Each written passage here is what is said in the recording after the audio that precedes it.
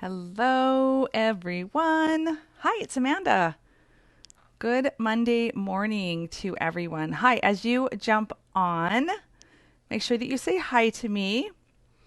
I know some of you are probably looking for this live video. Will help you get on. So just patience. It should come up under your like your little bell. If you look, that's where it should usually come up to remind you that I'm going live. So everyone, as you hop on, please say hi to me. Let me know that you are here. Give me some emojis. Tell me if you are excited. Who is ready to learn the 3 secrets to self-control and improving self-control in your kiddos? Hi, Patty. Hi, Patty and Gabby and Arij. So good to see you. So you might need to give me permission. Right here in the post, it should say give eCam permission. Yeah. Awesome. Okay. So tell me, how old is your child that you would like to improve self-control in? Go ahead and put that in the comments. What is the age of your child? Okay. Let me know. Hi, everyone. Hi, Michelle and Dana and Melissa, Patty, Jalixi. So good to see you. Hi. Hi from North Carolina. Okay, so tell me what age your children are that you would like to improve self-regulation, if you would like to decrease impulsivity, right? Who has kids that just do stuff without thinking, right? Who can oftentimes spend all day kind of messing with everybody, just getting in people's space, or maybe they're jumping off the walls and the couches, and they're just, like a little Tasmanian devil. Not that they're really a devil, right? Your uniquely wired kids. Tell me, how old are your kids? Patty says 6 years old. Shirley McNamara, hi. Her granddaughter is almost 5. Michelle says she's got a 7-year-old. Gabby has a 9 and 7-year-old. 9 and 5, 8, 4.5. Hello, Gail. Hi, Stephanie and Melissa. All day long. Well, I'm excited to share this information today.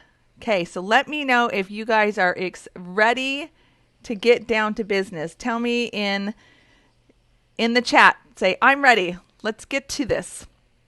All right, I'm going to double check my feed and make sure that nobody is missing out on this. Let's see if there's any other questions from people. Really quick. Yay. Make sure you say hi to me. Let me know if you're watching #replay or #live. I want to know when you're getting this information. If you have any questions, please put them in the chat. And I really want this to be a two-way street. I really want to get your input on this. Awesome. So 3 secrets to self-control. Let me see if there's anybody else. Make sure you say hi to me. Let me know if you don't want to listen to that. Okay. Oh, good. Tiffany, you found us. That's what I was wondering, is if you had found us, Tiffany. Okay, wonderful. Okay, so it's Monday morning.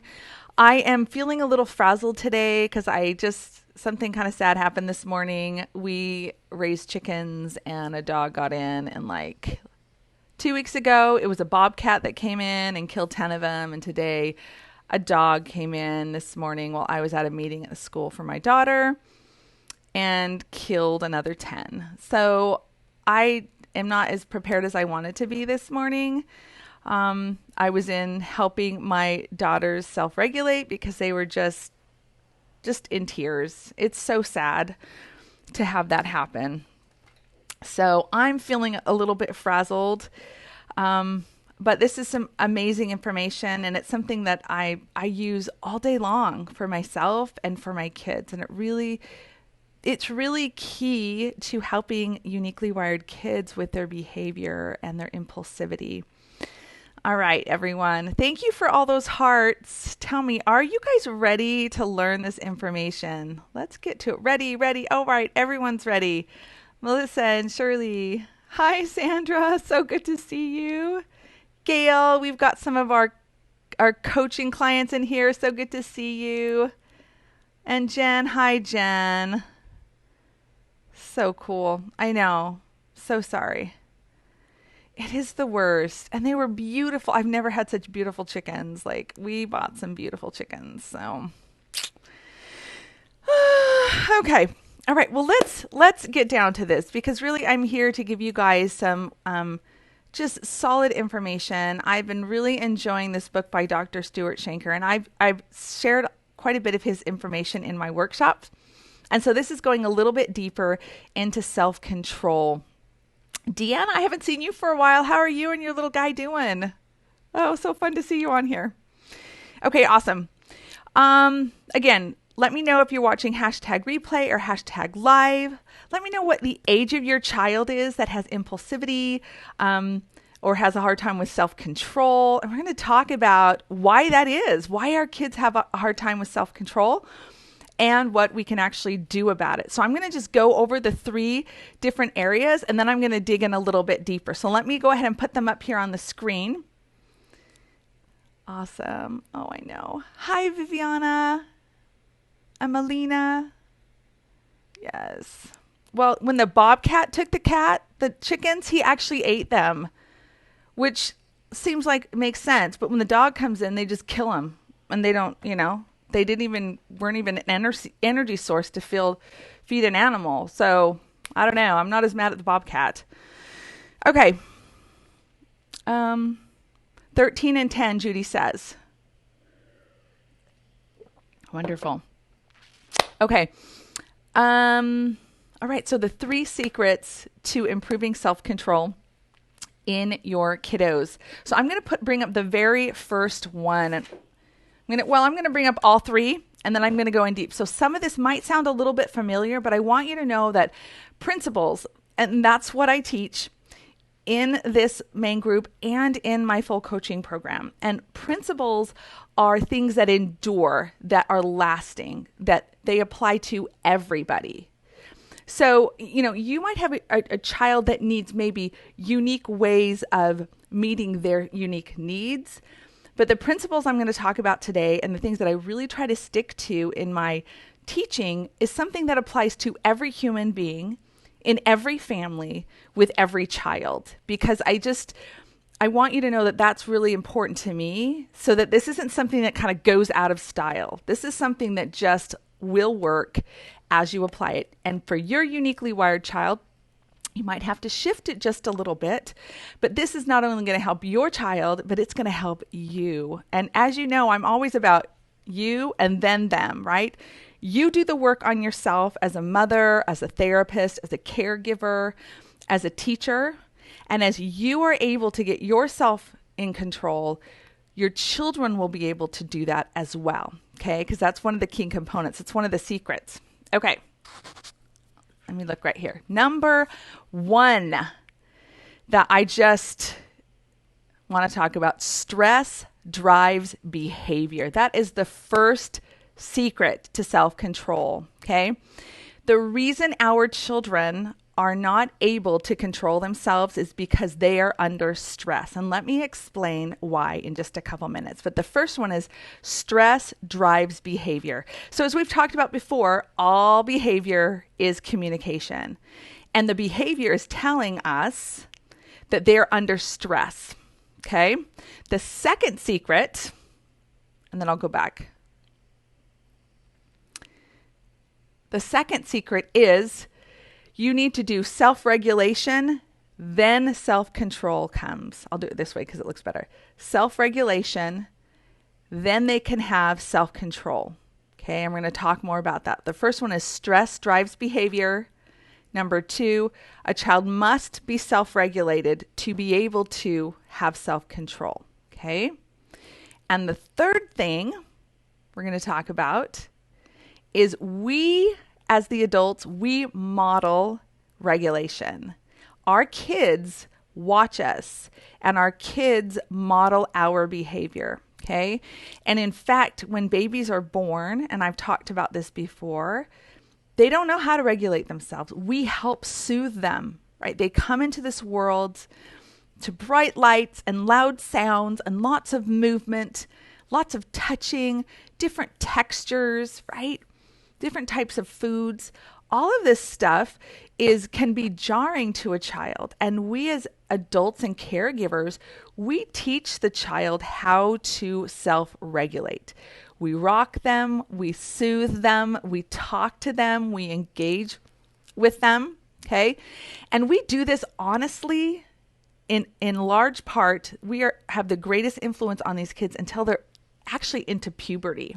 Okay, that's a lot of years. That can be between 11, 10, all the way up to 14 or 15, where children need adults and people in their lives to help regulate them, to show them how to self-regulate.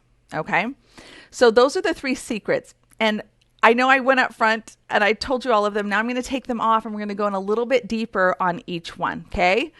So we're going to talk about how stress drives behavior, how you have to be self-regulated, then you can have self-control. And number 3, that we as adults, teachers, and therapists, we are the ones that model regulation to our children. Okay. So let me take these off real quick. The very first one. All right. Okay, and Jen just emailed me the wins. Awesome. I'm going to have to pull those up really quick. Let me do that. I love wins. That's important to me. Okay, I'm going to grab those wins really fast. Thank you, Jen. Jen's going to cut out. She's got another meeting here. All right, so let's just go over a few wins that she found on the group site. Dana DiStefano said, today my 8-year-old, uniquely wired, who came up with a screen time plan he actually turned off his device this morning when his time was up without any bartering, and he came shopping with me at Walmart and Home Depot and was helpful, respectful, and enjoyable, and did not complain at all. What a difference. I'm just blown away. Thank you so much. Yes, that is so exciting for your family because that gives you a little glimpse of what's possible, right? Like it is possible for my child to help make a plan, to follow that plan, regulate themselves, to do what they said they were going to do, right? And here's the thing, when our children feel empowered and they feel independent to be able to make choices and follow through, it makes them feel great. It puts them in a better mood, right? Kids do well if they can, and that's a big part of what I teach about. Kids want to do well. They don't want to disappoint people. They don't want to do poorly. If they're not able to do it and they can't do it yet, usually stress is driving that behavior. And so that's what we're going to talk about here. So let me talk about a couple more. Donna Helton said, thank you so very much for the amazing resource. It truly is helping to change our home life. You are so appreciated. Yes, that's what I do. That's why I do what I do, Donna, is to help families. And I feel like in my workshop and in this group, I give valuable information that you can take this and really transform your family. And for those of you who want even more help with implementation, want even more guidance and have private coaching and group coaching, that's why I offer my my whole inclusive course for you to participate in if you really feel like it's time for you to dig in. But I try to give so much information that it's valuable, that it really is meaningful. I don't just kind of touch the surface. I really try to give you what's going to help your family. Awesome. Melina Nunez,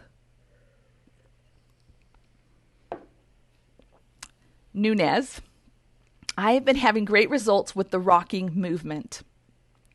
My husband said he even noticed a change in me as well. Thank you for everything, Amanda.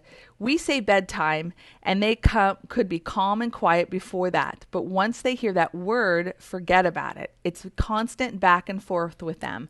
The rocking movement has done wonders in this area. I started with my 5-year-old and move on. By the time I'm halfway through with my other daughter, my 5-year-old is sleeping. Yes, I know. Those movements are like magic. They're really magical. And if you're interested, I already posted in this feed my website in case you want to get the full course, the sensory motor mini course. You can just pop over to my website and just order it. It's an instant download.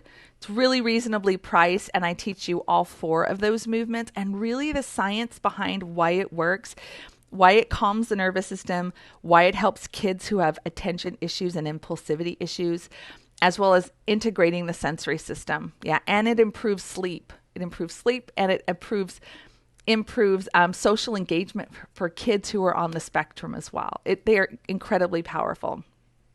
Okay, and I'm glad that you're having those kind of results, Melina.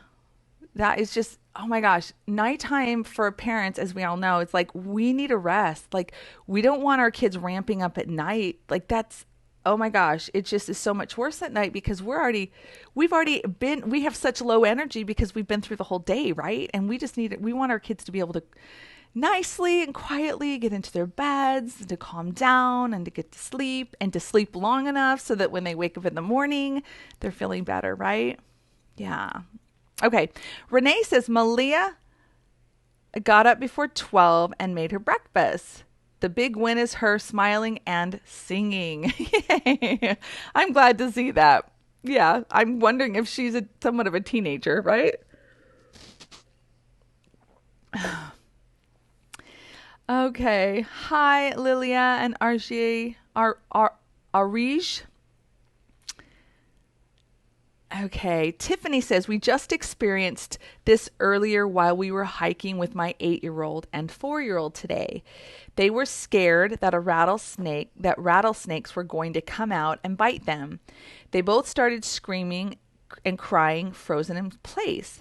We couldn't move them. We picked them up and took them to a spot that they felt safe and had them talk it out. It went amazing. We decided as a family to go to a different trail that felt safer and easier. They felt empowered on making the choice of going to different trails. Yeah, that is a sweet, beautiful win for a family, right? The communication, the respecting of the stress that your children were under, right? We have a temptation to say, oh, you're fine. There's no rattlesnakes here. Don't worry about it, right? But for them and their nervous system was extremely worried about it, right? And to the point that they were frozen. So that's an example of you can fight, flight, or you can freeze. And that's another, when we're in our lower brain and we're in our reactionary brain, we can freeze like that. So good, Tiffany, that you picked them up, brought them somewhere safe, talked it out, communicated, they're empowered. Excellent, excellent parenting there. Okay, Judy's saying over here, 10-year-old was taking math diagnostic this morning on e-learning, and I couldn't help him as they have to know what he can do. He tried so hard, but completely lost it when he didn't understand. He went into default setting of anger and melted down. Yeah, that's really hard to do for a uniquely wired child to do a diagnostic this morning. That would be too much stress for some kids. So I would suggest looking if there's an alternative to that, Judy. Okay? Because and we'll talk about this right now. So this is a great segue into this. So stress drives behavior. Everything that we do uses energy in our bodies, okay?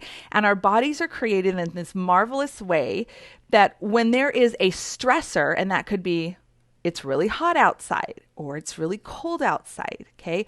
Or we didn't get enough sleep, or we're hungry, right? Or we have a sensory challenge. All of those things can feel stressful to the body, and so the body has the ability to create an equilibrium so that our bodies can function. Well, to get to that place of equilibrium, like let's say we're really hot. I live in Texas. It's super hot right now. And when I get too hot, my body, to keep it balanced, I start sweating, right? So I start sweating. And let me move this out of the way. So I start sweating to create that equilibrium in my body, but it takes energy. So we start using up our energy. And when we don't have enough energy because there's stressors, then we are not able to be in control. We're not able to be wise about our choices. We're not going to be as intuitive about what I should do next because we are trying to stay in equilibrium. For many, many of our kids, the stress that they feel decreases their energy and decreases their ability to actually tap into their learning and thinking brain. So they're in the equilibrium survival brain. All right. So what I want you to do is think about this. Think about when my child is misbehaving, or what I see as misbehavior, it's actually stress behavior. There's a stressor going on, okay? And we can use other words for that. We could say they have a need, okay? We could say they're lacking a skill. And for Judy, talking about your 10-year-old doing a math diagnostic, this is a skill. And if he doesn't have the skill to understand what's going on online, it's going to create a level of stress. And that stress is going to, for many kids, puts them over the edge into anger, into meltdown. All right. So he's just telling you, hey, I can't do this online right now. I need help. So Judy, my suggestion to you would be is talk to the teacher and see if there's another way for him to take this test, or do it at a time where he's been rested, where he knows exactly what's going to be asked of him, because that can create so much of a stress, a cognitive stress, that it puts them into fight or flight, which turns into what we would call poor behavior, right? Or impulsivity, or ADHD, or running around in circles, right? For some kids, when they get stressed, they have to move. I'm one of those kids. When I'm stressed and overwhelmed, I get up and take a walk. I will pace. I will clean my house. I want to go talk to the person to figure it out. Like I don't like just lay in bed and just zone out. That's not how I do stress. Other people do stress that way. So that would be hypoarousal, meaning they have less energy. So even though I'm stressful, the way that I'm working through that stress is by moving. And then that also depletes me of more energy and my ability to really problem solve. Okay, so secret number 1, stress drives behavior. So if your child is angry, if your child is impulsive, if your child is jumping around the house all day, there is stress underlying that. And we'll talk about the next step. Okay, stress drives behavior. All right, number 2, self-regulation. Then you'll have self-control. We could also say self-regulation equals self-control, okay? The only way, now let's think about this. We talk about self-control. Self-control and the ability for us to make decisions, to think ahead, to keep to a plan or a goal, when we're trying to get in shape or we start some new goals at the new year, we really want to have self-control, that willpower to be able to follow through with what we said we wanted to do, right? We want our kids to have that skill, right? That's why so many of you are on here. You're like, my kid needs to know self-control. So I'm going to talk to you about how to help them be able to have self-control. And it pivots.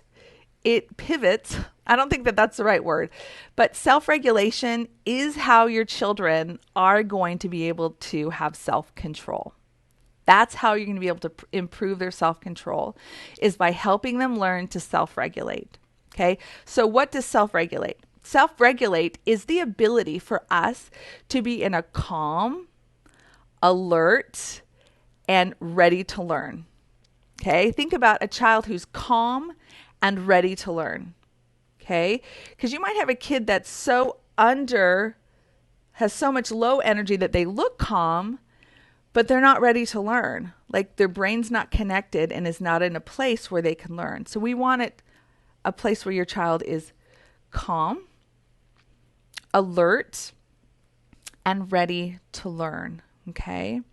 So we do that through different activities, and each child is different, right? So you're going to have to get really, you're going to have to get curious about that. And we'll talk about how do we actually help our kids self-regulate so our kids can have self-control, so that we decrease the impulsivity, we decrease the meltdowns and the anger and the violence for some kids. We decrease the frustration and the overwhelm, okay? So that's the goal for today. So, number 1, stress drives behavior. Number 2, we have to self-regulate to be able to be in self-control, to have self-control. So think about it. When you really, really want to not eat that donut, is it easier to not eat that donut when you're relaxed, you're clear about what you want to do for your health, and you've had one of those days where things just kind of fell into place and you were able to kind of juggle what you needed to juggle, and you see this big piece of chocolate cake or this donut? You have a far greater ability to not eat the donut, or to not have the ice cream cone, or to not have whatever it is that you're trying to not eat, if you are regulated, if you are calm, alert, and ready to learn. Okay, that's how you're going to resist the donut. So if we want our kids to resist hitting their friends, or resist biting, or resist throwing their toys everywhere, right? Or if we want them to be able to resist talking back, or the ability to do what's asked of them, to follow through with an assignment, to follow the routine that everybody put together, we have to help them learn how to self-regulate. And the way you do that is 2 little things I want to add on here. Number 1, what does it feel like to your child to be calm? And talk to them about that, okay? And you think about it too. What is an activity that your child does that he never has a meltdown about, or she never throws a fit about?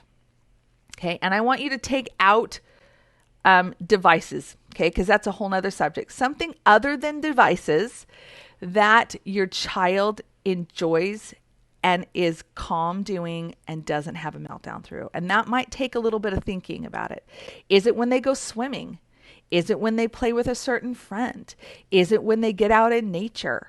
Right? Is it when they're building something or playing with their Legos? I want you to think about it, and I want you to put it in the comments. I want to see, what do your kids do that calms them down other than electronics or games or television? Okay, so there's a different stressor that goes along with those. Even though it does calm them, it still depletes them of energy.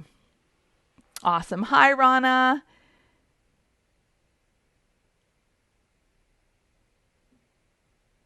Oh, see you later, Jen. All right. I do have some questions here. Great.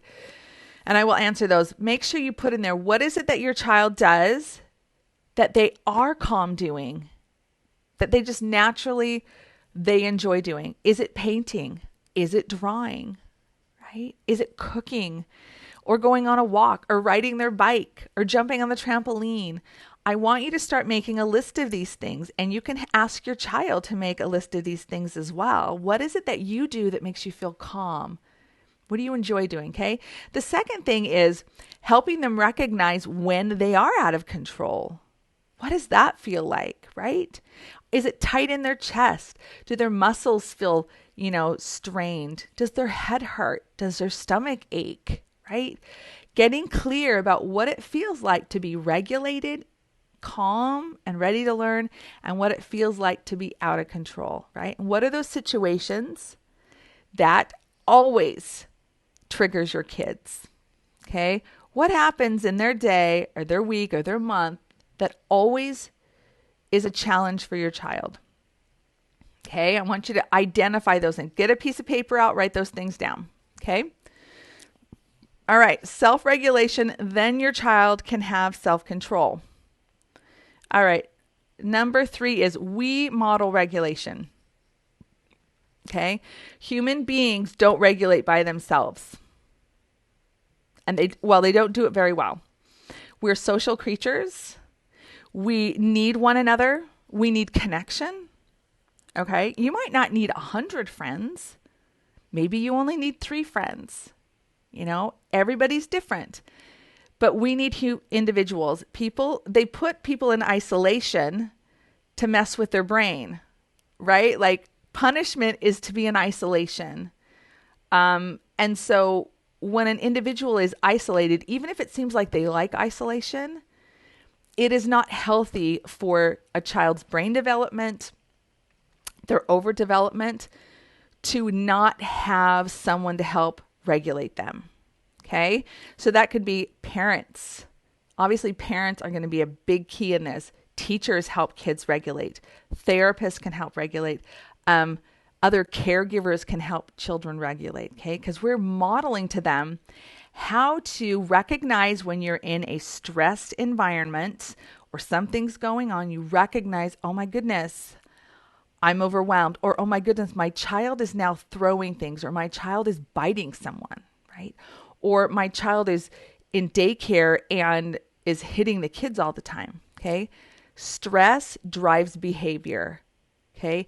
Misbehavior is stress behavior. So you want to identify what is the stress that child is under, and how can you remove the stress, or how can you help calm that child down?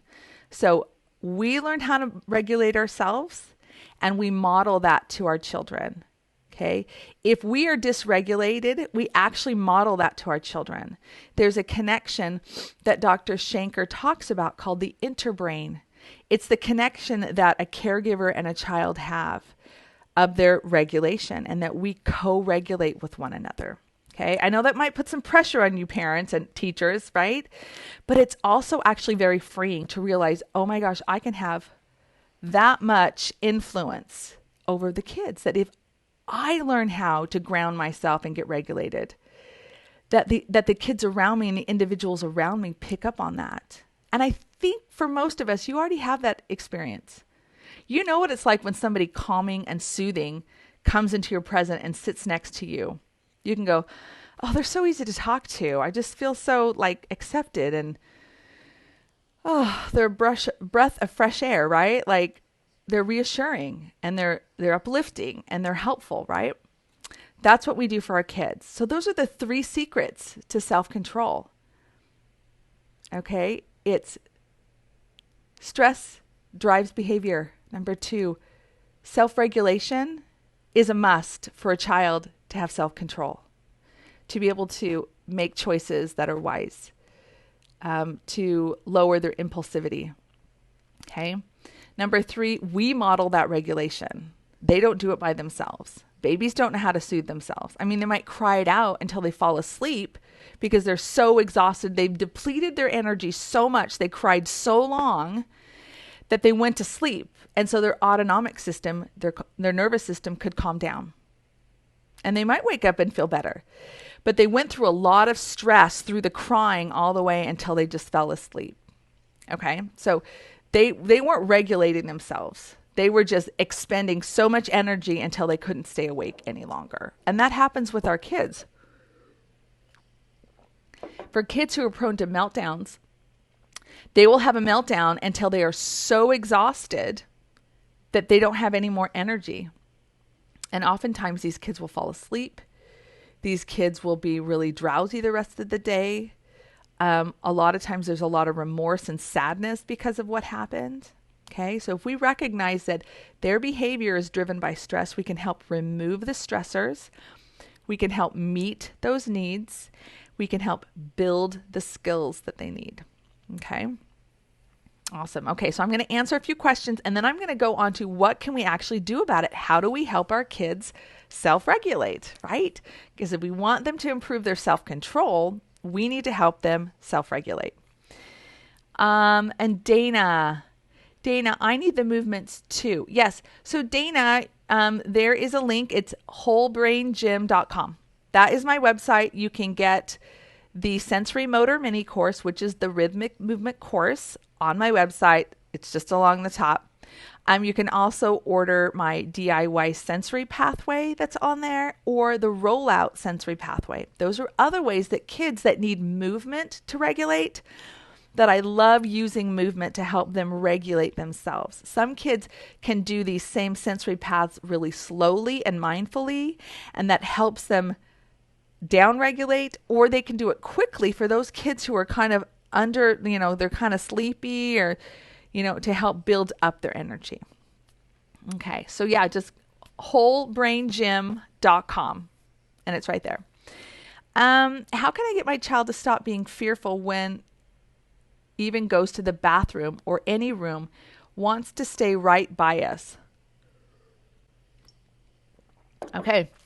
So we'll talk about this when I break down the 3 steps to helping your kids, but it's really about recognizing where the stressor is coming from. Okay. It doesn't mean, Patty, that this is going to be the way it is forever, but right now he has a fear, or she has a fear of leaving your side. There's a reason. Okay. What's going on with that child? Does the child have any trauma in their background? Like you really want to take a look at the different situations with the child, okay? Is there a lot of unknowns? Have you moved recently? Is there a divorce in the family? Has there been an accident? Okay? There's lots of things to consider that would create stress. What's stressing your child? Okay, Patty? I want you to think about that, and I want you to message me. I actually want to know, Patty, what is stressing your child? And we can kind of talk a little bit about what might be there. Okay. He is 6 and we have night lights and auto lights come on with just a wave or a walk in. Yes. So something else is going on. Does he get enough sleep, Patty? So if a child, and children in this day and age are actually chronically, they're chronically, I don't know what the right word is. They don't get enough sleep. I'm just going to say that. They're not getting enough sleep. Because of devices, because of lights, because of our modern society, we don't have to go to sleep when the sun goes down. And so we can stay up really late. And so when our kids are chronically sleepy, it creates anxieties. So if you've got a kid that's 6 years old, definitely 10, 11 hours of sleep each night they need. The rhythmic movements are powerful for that. So I would say get my course, do all 4 movements. That's going to help them get to sleep and to stay to sleep. Okay? And it's a natural way. Okay? Erica says, number 1, I definitely need the movements as well. Okay, yeah, wholebraingym.com, and you can order that. It's a download. It's a actual course I teach. It's about an hour long, and it has some resources and the slides, and it has all the videos for the movements. Patty says, we leave all the lights on for him to go with him, and he is still full of fear. I feel bad for him. So I would just kind of talk it out with him when he feels comfortable about it. Say, I notice that you're really worried about this. Can you tell me a little bit more about what might be going on? Is there something else we can do to help support you? Because I know when I'm fearful, this is how we talk to my kids. I know when I'm fearful, it makes everything kind of scary. And so I'm just concerned for you. I really want to help you feel like you feel comfortable in your own house. Okay, Patty? I would have some conversations like that with him. And then just leave it alone and then talk again with him again. Okay? I wouldn't go very long. You want to use very few words, but show that you care and ask him to say, how can we solve this? Is great. How can we solve this problem for you? What do you suggest we do? Right? You get them thinking. I remember having with all my kids, I remember they would ask me questions, and I learned this principle some years ago talking about don't just answer your kids' questions. if they're old enough to kind of figure the answer out, I would tell my kids, listen, I don't want to take that opportunity for you from you. I'm going to let you think about that just a little bit. Like, what do you think we could do to solve this problem? I really want to know what you think. Okay? What you think. Okay. Judy says, I contacted his teacher and she contacted his special ed teacher who offered a Zoom while he's taking it. Also, he can take several days to complete it. Good. So, uniquely wired kids are really getting the short end of the stick with the whole shutdowns of so many schools. They're the ones that are really, really suffering. I know that all families, this is so stressful, right? So COVID itself is stressing the entire world out, right? And that stress takes energy. And when we don't have enough energy, we can't think clearly. And we don't eat really well. I mean, kids who are stressed and adults who are stressed, we reach for high calorie, processed foods because we get instant energy and it gives us an instant dopamine fix. Okay, that's why we grab it. And that's why sometimes our kids are eating junk food because they're actually under a lot of stress. And then it's like this cycle because they're feeling stressed. They eat food that stresses their body and they're in like this circle, this stress cycle. Okay, so just be aware of that. It's hard for us to eat well. It's hard for our kids to try new foods if they're under stress. If we haven't recognized what's really underlying their challenges right now. Okay, I will try. Good. As a stress eater, I relate strongly to this example. Yes. Yes. I mean, I don't know how many people, I don't know if anybody's not a stress eater. There's only a few people I know. I love the ice cream and I love anything crunchy. Judy Beckett says, Legos, great. Erica says, I have a 3-year-old that yells, throws, and hits when he doesn't get what he wants. Sometimes when he wakes up in the morning, naps and cries unexpectedly. Yeah. So we're going to talk about how to do this. So you want to start looking what's causing the stress for your child. There's something going on. Okay. Michelle Keene says anything outside, fishing, scuba diving. Yes, when you can recognize what it is that your child does that does not create any stress, that's actually something that just fills him up or fills her up, you want to be doing those activities, right? You want to give them an opportunity to participate in them consistently, if not every day. Melissa says drawing. When they have attention, swimming, but would want me with them. Okay. Going for a walk, swinging on the swing, reading, listening. These are all great things that you've identified for your child that relieve their stress, that they're happy doing, right? That they feel nourished after. Deanna says being read to, looking at books, walking in the woods, building things, as long as he can get the structure to look like he wants it to. Yeah. So you've got a child who wants it to look a certain way, which is a great talent to have as we get them through their youth, right? Like how do you make sure that you're the parent, have these healthy boundaries, but also give him the freedom to lead his life, right? Because he's a leader of himself. He wants to do it his way. Dana says 17-year-old goes at Legos, out to play. Schoolwork. Oh, schoolwork is stressful to him, I'm guessing Judy is saying. Patty Tumlin says, I don't have friends, just my husband. Gabby, misbehavior, stress behavior. What is the book title for Dr. Shanker? Let me get the book. Hold on just a second.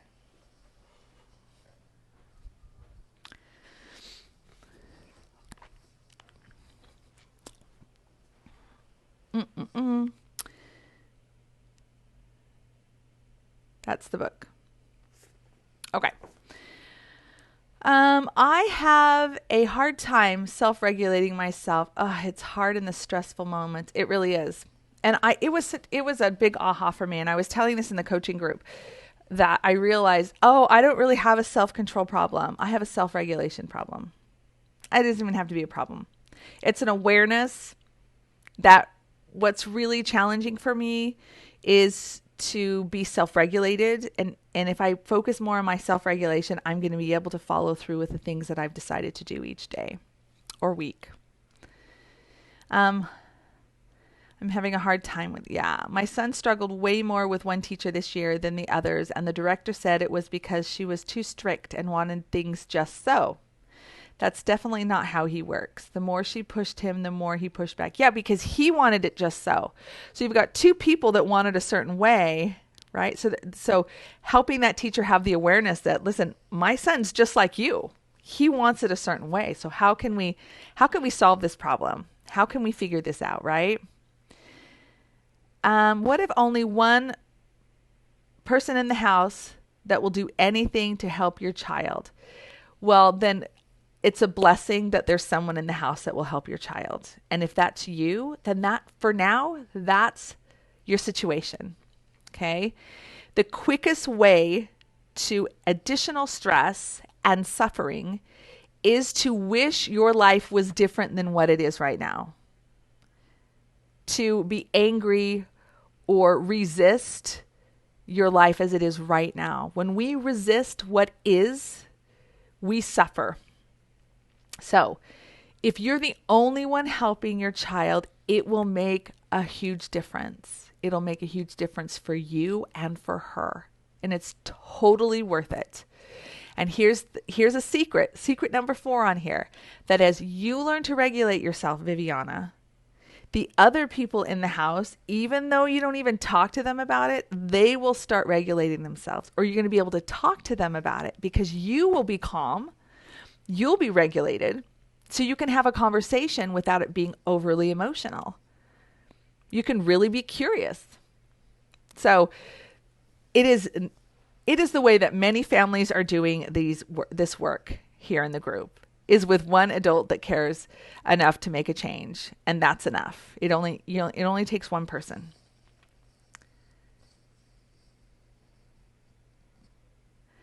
All right.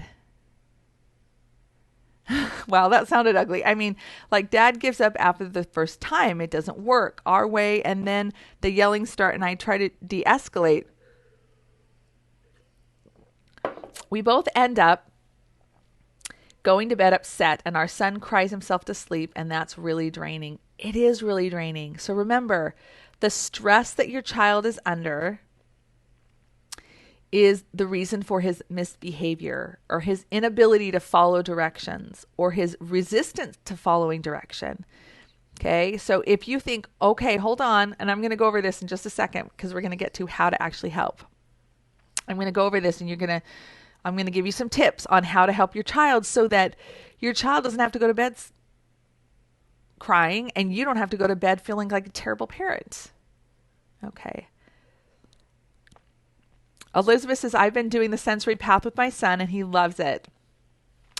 I have seen major improvements on his focus. Yay, I'm so glad. I'm so glad to hear that. So if you guys want a sensory path, you can make your own. I've got a DIY packet that teaches you how to do it with tape in your house. And it explains how each one of the components of the sensory path helps with what part of learning and focus and behavior. Okay, so you can understand, this activity is going to help my child in this way. I'm glad to hear that. So you can get that again on wholebraingym.com. Okay. Yes. I'm going to have to replay several times just to soak this all in. Yes. Okay, so here's the thing. It seems simple but it's not easy. But it really, really helps us reframe. So if you were in my workshop and we talked about the radical reframe, right? So instead of seeing your child as they won't do what you ask, you realize that my child can't do what I ask yet. And that's the idea between, one, we see the child as they're just not doing what they're asked and they don't have self-control. And the other one is, this is about self-regulation, that there's stressors that are getting in the way for my child to actually be able to accomplish what they need to accomplish. Okay, one is my kid just is out of control and they won't do what they need to do. And the other one is my child's got stressors in his life and that's why his behavior is the way it is. And how do I help remove those stresses so that he can make better choices? All right. So let's move on to what can we do about it, right? So let me get these off of here. All right. What can we do about it? The very first thing is we push pause.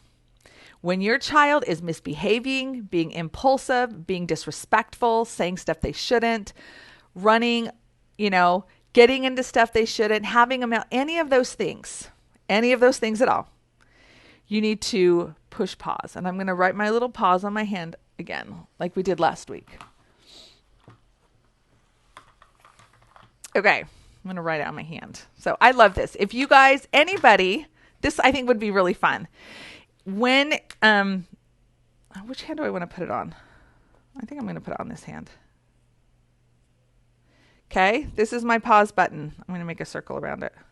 And I learned this from Holly. I love it. Okay, it also looks like an outlet, but this is a pause button. Okay, think about it. The first thing you want to do is push pause. Okay, take a break. Stop for a minute. Okay, when you do that, you are going to get out of reaction mode and get into a mode where you can actually respond. Okay, because when we react, it's never that great. Okay. So we push pause as the first thing, and we teach our kids through our own regulation how they can push pause, right? I can push pause. I'm going to stop for a minute and go, okay, what can I do to help calm myself, right? Because as we start teaching this and as we start explaining these things to our kids, hey, do you feel out of control? Is this upsetting to you? I noticed that you're yelling at your sister, right? How does that feel, right? So you're having these conversations. And they're going, I'm stressed out. I'm overwhelmed. You say, okay, so let's just take a break for a second, right? Let's push pause. Let's walk out of the room, right? Let's just breathe for a second. Just push pause and breathe, okay? That's the first thing to do, okay? The second suggestion is to get curious, okay? The quickest way for us to learn something or to discover something is to be curious about it, okay? When we're curious, we have our blinders off, we have an open mind, and we're looking with curiosity about what's really going on. We are not defensive. We are working on not being irritated or overwhelmed ourselves because we pushed pause, we're breathing, and now we need to get curious. If we can be curious, our kids are more apt to talk to us. We're more apt to see things because we're not in a closed off, overwhelmed, stressed out. I just want to get out of this tunnel because I just can't handle it right now. My kids are driving me nuts, right?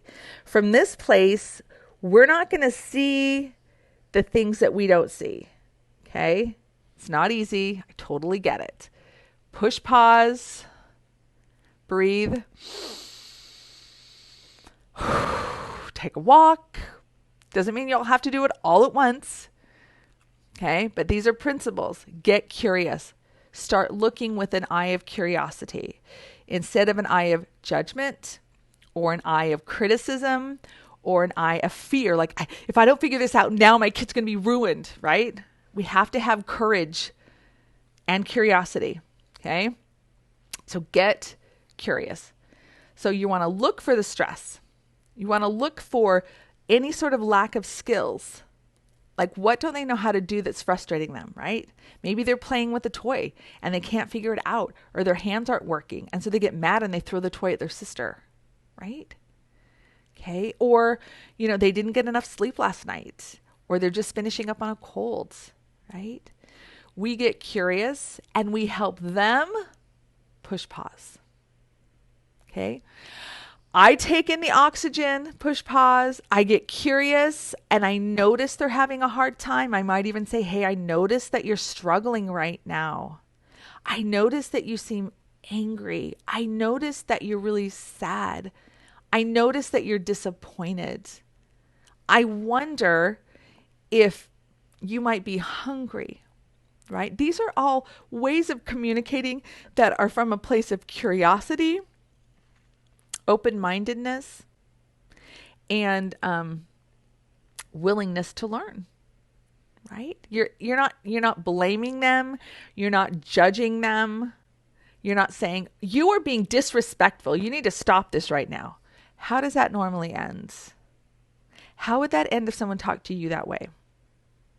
When you were under extreme stress and you were acting out because of this extreme stress and somebody got up all in your face and told you what a jerk you're being. For most of us, that's not going to switch us to an open mind and calmness. It's not. It's going to trigger us, and it triggers our kids as well. Okay? So you want to help them open themselves up to notice what's going on as well. You want to help them push pause and help them get curious, right? So you, then them. Okay. Get curious. And the last one is to reduce the stress. There are 1,000 reasons plus that a child could be stressed, right? There's so many things. There's no way I can make a list of all of them. There's just no way. But there are some key areas that you can look at. And I want to give you a little bit of a warning, or not a warning, an understanding.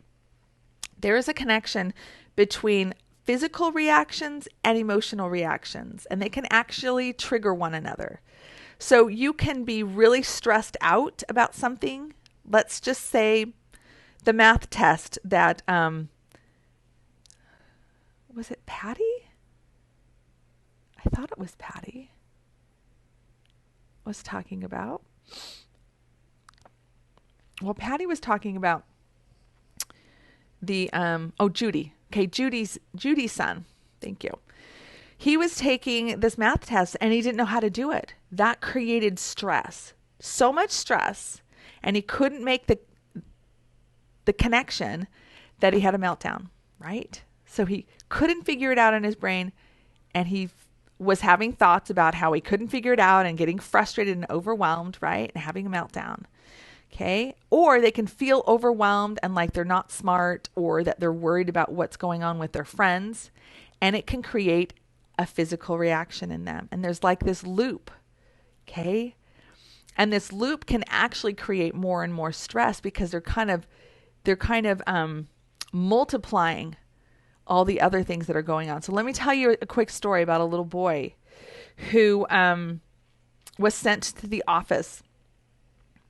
And Dr. Shanker went in there and was talking with the young man and kind of found out from the teacher what was going on.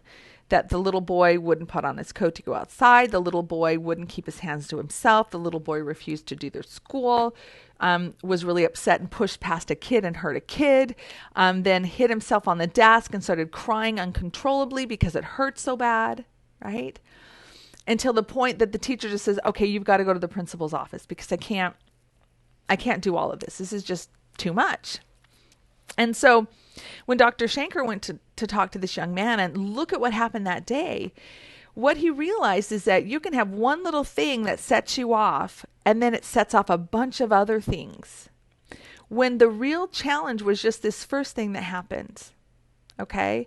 And for this little guy, it was that he hadn't eaten any breakfast. And he didn't get enough sleep the night before. So he gets to school already at a stress level, and then it just kind of exacerbated. It just multiplied out. Okay? So when you're seeing a reaction, sometimes the real root of what's the problem is like a few steps before.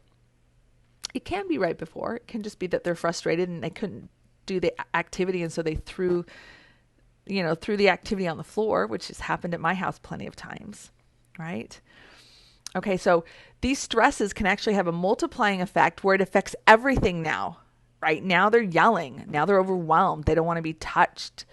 There's all sorts of things that can happen. And it seems like my kid's got so many challenges, but really it can just be one little stressor that kind of domino affected all of these other things. Okay. So reduce the stress.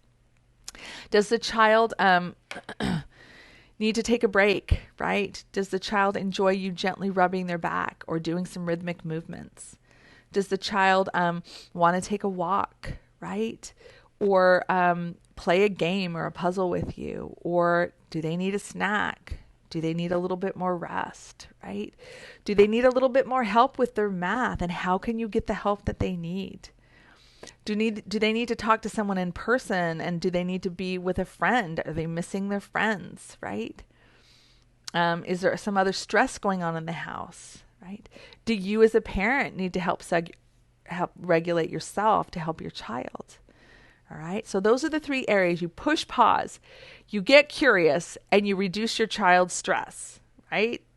And to be able to reduce their stress, you're going to eventually teach them how to push pause, how to get them to be curious about what's going on, and how to help themselves reduce their stress. That's the long-term goal, to improve self-control in our kids, to decrease impulsivity, to decrease negative behavior. When we remember that stress behavior or misbehavior is actually stress behavior. Okay, let's see if there's any other questions. Yay, so good. So many great people on here. Okay. Yes, there is a connection. Dana said, there is a connection between emotional reaction and physical reaction. Yes, there's a loop. Yeah, and it can really loop back and forth. Absolutely. Sounds like my son. I'm not sure what his initial stressors were, but we got reports like that from his teacher all the time. He's done better since being home. Okay, that's great to know, Deanna. Yeah, and here's the thing. Some kids are not ready to be in a classroom with 30 kids. Like, the classroom can be a stressor. Too many things on the wall, the bright lights, the sounds, right? The social interactions, all of that is a stressor for people. But if we have the tools, or we've been able to come to equilibrium, we don't use up all of our energy, and we can do the schoolwork. We can work through a challenge with a friend. We can have the courage to talk to our teacher. But if we're not able to reduce the stress from being in an environment that takes a lot from us, all of you introverts out here know exactly what I'm talking about. Who's an introvert in this group right now? I want you to tell me if you're an introvert, because going to a party or getting around a bunch of people for an introvert is exhausting. And you don't even have to do anything. You just have to be in a room with a bunch of people. And you go home going, that was like exhausting. Or you can only do a little bit. Our kids aren't any different. Now, for my uniquely wired child, people actually give her energy, right? I'm more of an extrovert, so people give me energy. Me being on this live gives me energy. For other people, it's like, okay, I got to get off now. I need a little bit of a break, because it actually depletes their energy. Okay, just understanding that about our kids is pretty powerful. Okay, yeah, how many people? I am an introvert. Yeah. So you send a kid to school, you send them into a new environment or into a daycare or to a friend's house when there's a lot of kids, right?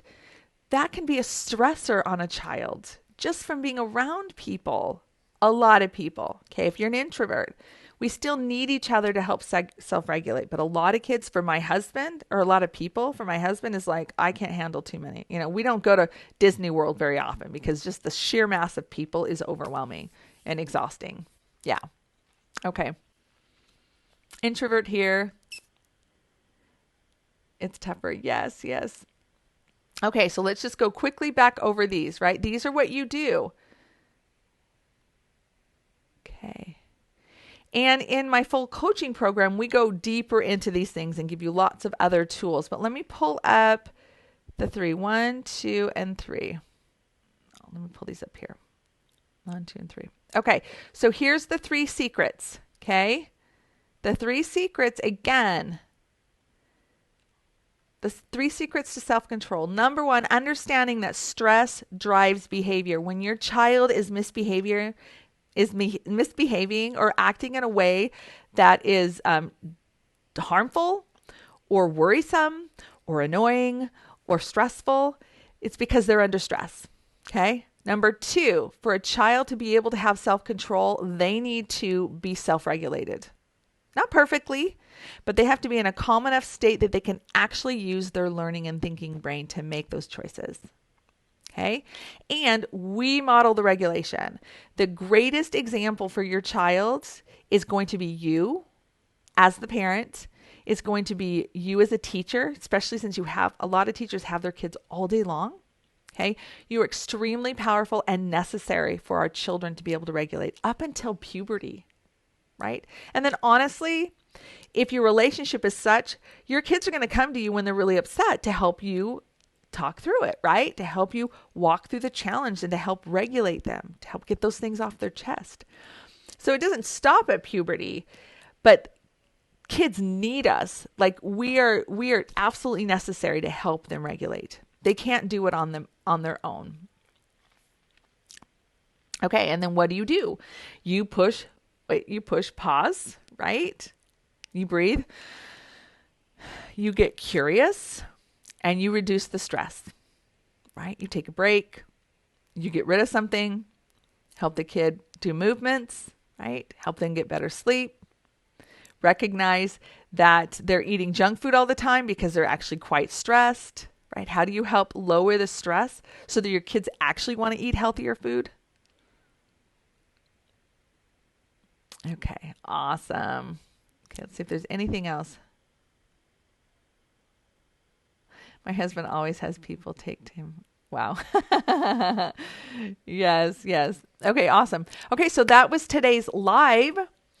And I hope that you got something from this. I know there's a lot of information on here.